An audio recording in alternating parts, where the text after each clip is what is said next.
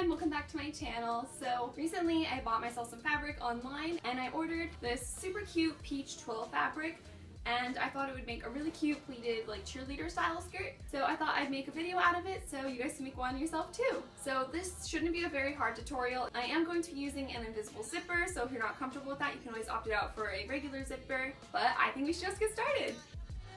So for this project you're going to need fabric, scissors, measuring tape, thread, a button, an invisible zipper that can be 10 inches or longer, pins, a buttonhole foot, and also a sewing machine. So for the first thing you're going to do, you're going to lay out, measure, and cut all your fabric pieces, and here are all the pieces you will need. So this pattern is actually like one of the easiest pattern pieces to make because all you need is 2 rectangles, and the first one should measure 22 by 70 inches, and if you can't get one piece that is 70 inches long, you can just sew 2 35-inch pieces together and that will work just fine. And the other rectangle is 37 by 4 inches, and this one may need to be a little bit longer depending on your waist size. So the first thing you want to do is mark all your pleats out. So starting with your really big rectangle, you're going to want to put a pin about 2.5 inches in from the side so you have room to put in a zipper later. And then you're going to start marking out spaces that are 3 inches wide and then ones that are 1.5 inches wide. So the second pin should go 3 inches away from the first pin you put in, and the next pin should go 1.5 inches away from the pin you just put in. And you're going to go 3 inches, 1.5 inches, 3 inches, 1.5 inches, all the way down the really long piece of fabric. After you have all of those marked out, you're going to take one of your 3-inch spaces, line up the pins and make sure the fabric looks straight all the way down the piece of fabric, and then where the pins overlapped, you're going to put one pin in there, and then you're going to mark 6.5 inches down from the top of the fabric, put a pin in sideways there to mark where you want to stop your pleat, and then you're going to put another pin 1 inch away from the side at the bottom of the 6.5 mark. And you're going to repeat those measurements at each 3-inch interval all the way down the fabric. And after those are all pinned, it is time to take it to the sewing machine. So now it's time to sew all the pleats we just pinned out. And so you're going to sew them from the top of the fabric down to the 6.5-inch marker. And there you're going to want to do a bunch of back stitches to make sure your pleat doesn't come undone. After I had pinned all my pleats, I also decided that I didn't like how close all my pleats were together. So I decided to sew mine about 1/4 inch away from where I actually put the pins to make my pleats a little bit smaller and fit my waist a little better. And so from the top, I actually sewed about 1.25 inches in, and at the bottom, I ended up with about 3/4 inch. And sewing all the pleats does take quite a bit of time, but don't get discouraged because if they don't look all exactly the same, trust me, no one's going to notice. And after you sew all your pleats, your skirt should look like this. And I know right now it's honestly really ugly and unflattering, but trust me, we are going to fix it. So to the iron!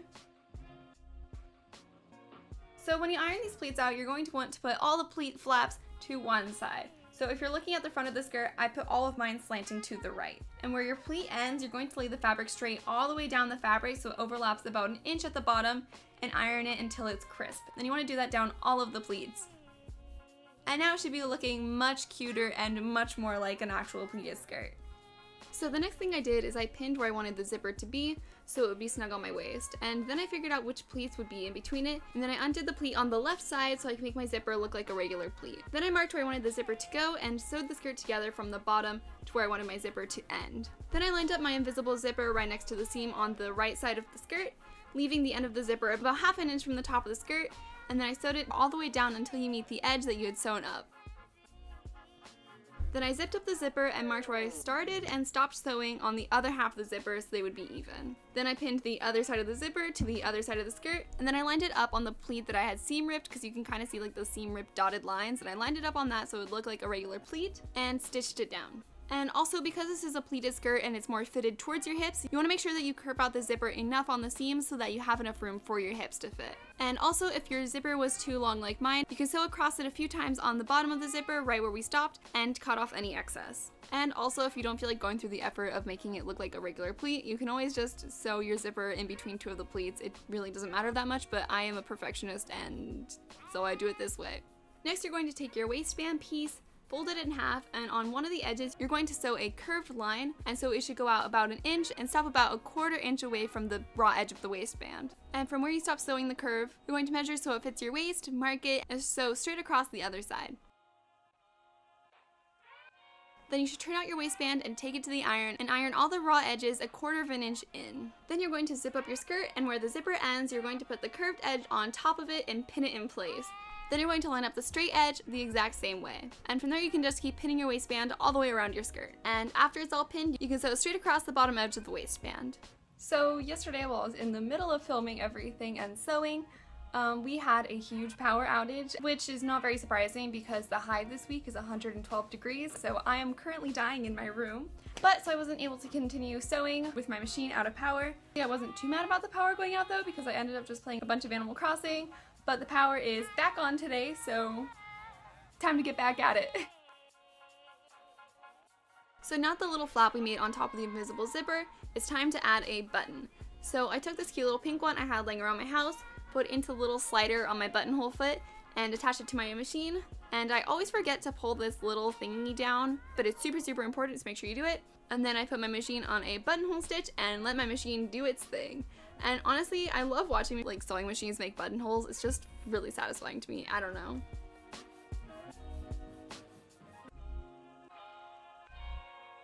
And then I just seam ripped the buttonhole open and then attached my button to the other side of the waistband. And now the last thing to do is hem it. So you can just cut off as much of the bottom as you would like, and I added just a regular 1/4 inch hem all the way around the bottom, and then I also re-ironed my pleats to make them extra crisp. And now your skirt is officially done!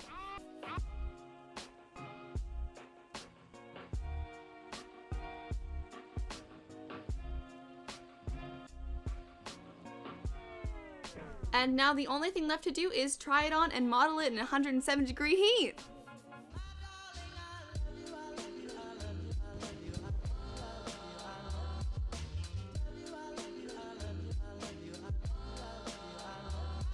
Pleated skirts are honestly one of my favorite DIYs because I think the style is just super cute.